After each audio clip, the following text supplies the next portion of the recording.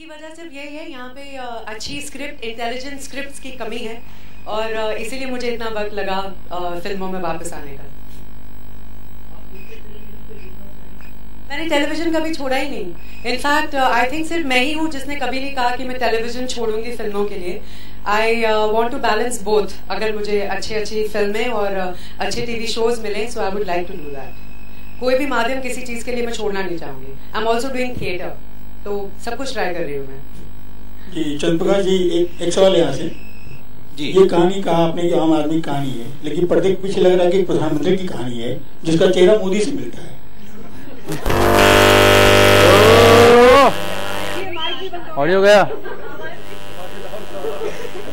Audio गया ना।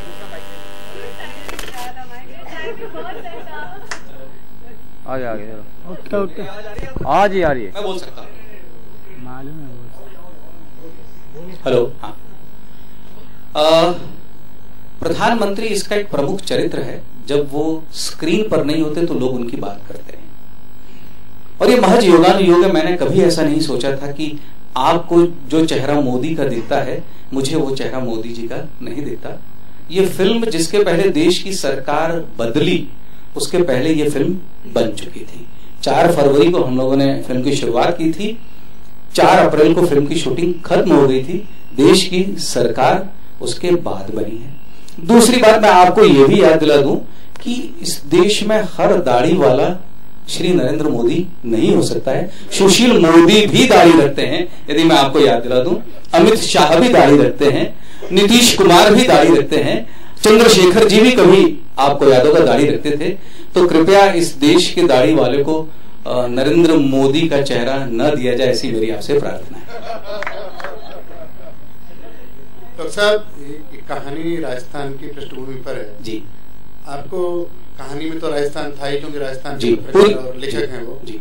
आपको फायदा शायद ये हुआ होगा वहाँ के संगीत का प्रयोग करने का, आपको कितना फायदा हुआ है? सुखविंदर ने जब इसका म्यूजिक किया, सुखविंदर और नायाब, तो उनके दिमाग में ये थी कि हम राजस्थान को जब भी देखते हैं, हम राजस्थान की लोक कलाओं, लोक धुनों को ले आते हैं, तो वो चाहते थे कि एक प्रयोग करें कि बिल्कुल अलग म्यूजिक हो। लेकिन मैंने उन्हें रोका। मैंने उन्हें इस तरह का उदाहरण दिया कि जब भी कोई विदेशी सैलानी राजस्थान जाता है तो वो गिटार नहीं सुनना चाहेगा, वो रावण हत्था सुनना चाहेगा। तो जो वहां की लोक धुन है या जो वहां का लोक संगीत है वो फिल्म में रहे। तो सुखविंदर, जैसा आप जानते हैं, उन्होंने उसी के आसपास काम किया है।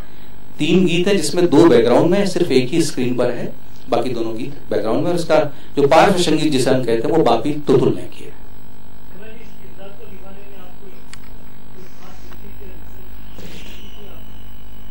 ऐसा है कि रिसर्च करने का मुझे ज़्यादा टाइम नहीं मिला, बिकॉज मुझे 15 दिन पहले या 20 दिन पहले स्क्रिप्ट मिली थी और मैंने सीधा इनको मंडावा में ज्वाइन किया और मैं सिर्फ सर की इंस्ट्रक्शंस को फॉलो कर रही थी, बिकॉज जो विजन होता है वो हमारे डायरेक्टर का ही होता है।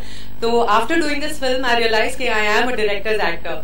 तो जो बॉडी लैंग्वेज है, जो हर एक डायलॉग है, कहीं भी डायलॉग में बदलाव नहीं लाने दिया। गांव वाली हूँ, पहली बार मुस्लिम किरदार निभा रही हूँ और फिल्म में बिल्कुल भी हंसी नहीं हूँ। आपने छोटा सा प्रोमो यहाँ पे मेरा देख ही लिया। अपने पति को काफी डांट फटकार रही हूँ, तो सारी ट्रेनिंग मुझे डॉक्टर साहब ने दी।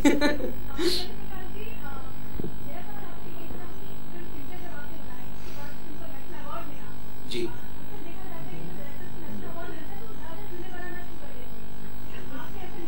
मैं आपको बता दूं, नेशनल अवार्ड बनाने के बाद फिल्में मिलना बंद हो जाता है। मुझे अक्सर मुझ पर यह आरोप रहा है कि आप सोचने वाली फिल्में बनाते हैं और लोग कहते हैं कि मेरी फिल्म देखने तब आओ जब अपना दिमाग घर पर छोड़कर आओ। और मैं हमेशा कहता हूँ, इस फिल्म के लिए भी कहता हूँ कि हम आपको वादा करते हैं कि इस फिल्म में हम आपको हंसाएंगे और कृपया आप अपना दिमाग साथ में लेकर आइएगा। डॉक्टर साहब, सबसे बड़ी बात हाईलाइट फिल्म की लग रही है इसकी कास्टिंग जी। मतलब सारे कैरेक्टर जो है बिल्कुल रियल लग रहे हैं, ये कैसे संभव हुआ? साथियों, मुझे कुछ ऐसे भी लोग मिले थे जिन्होंने पैसे के साथ कुछ सितारे भी दिए थे कि ये पैसा ले लो, ये सितारा ले लो। कुछ ऐसे भी लोग थे जिन्होंने दूसरे कलाकारों की भी मांग की थी, लेकिन हम लोगों का मैंडेट था कि हम उन्हीं चरित्रों को लेंगे, जो उन्हीं कलाकारों को लेंगे जो चरित्र देखते हों। जैसे कि आदिल साहब वाकई पंचर वाला लगते हैं। आप जब फिल्म देखेंगे और आदिल साहब में वो संभावना है कि जब उनको पंचर वाला छोड़कर कुछ और बनना होता है तो भी वो बनने की क्षमता उसमें रखते हैं। आप सबने उनका सारा काम देखा है। तो सबसे पहली शर्त ये थी कि हम उन्हीं कलाकारों को लेंगे जो अपने चरित्र को निभाने में बड़े समर्थ कलाकार हों। और आप जिन सभी को देख रहे हैं सभी इस देश के और हमारी हिंदी फिल्म इंडस्ट्री के बड़े समर्थ कलाकार हैं।